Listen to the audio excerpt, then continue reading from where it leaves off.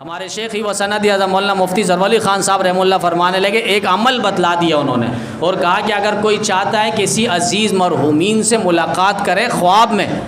تو فرمائے وہ یہ عمل کر لیں، عشاء کی نماز کے بعد 4 رکعت نفل کی نیت کرے اور پہلی رکعت میں سورہ نبا، دوسری رکعت میں سورہ نازعات، تیسری رکعت میں سورہ عبس اور چوتھی رکعت میں سورۃ التکویر، یا آپ کوئی بھی 4 صورتیں پڑھ لیں ترتیب کے ساتھ۔ اور اس کے بعد فرمایا نماز مکمل کرنے کے بعد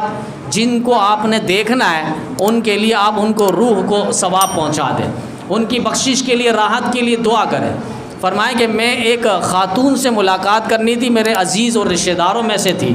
کہ ان کے ساتھ کیا معاملہ ہوا؟ تو کہا کہ میں نے 2 سے 3 ہفتہ عمل کیا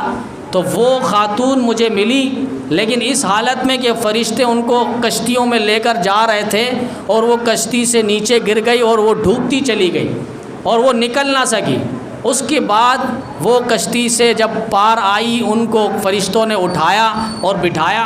وہ کہنے لگی آپ نے جو یہ 2-3 ہفتے کا عمل کیا اور مجھے ایصال ثواب پہنچایا، بخشش کروائی، تو اس کا نتیجہ یہ تھا کہ میں آج کشتی پہ واپس آئی ہوں۔ جب سے انتقال ہوا مجھے اسی طرح غوطہ دیا گیا سمندر کے اندر۔ اب بعض یہ سمجھتے ہیں کہ بھائی غوطہ دیا گیا، یہ چیزیں وہ ایک تکلیف کے مرحلے پہ تھی، تو ایصال ثواب کے ہم منکر نہیں ہیں، آپ اس طریقے سے بھی ثواب پہنچا سکتے، ضروری نہیں کھانا پکا کر ہی ثواب پہنچائے۔ آپ کوئی عمل کر لیں، قرآن کی تلاوت کر لیں، نماز پڑھ لیں، نفلی نماز پڑھ کے میت کے لیے ایصال ثواب کر لیں، یہ سارے طریقے ایصال ثواب کے، تو یہ ایک عمل ہے۔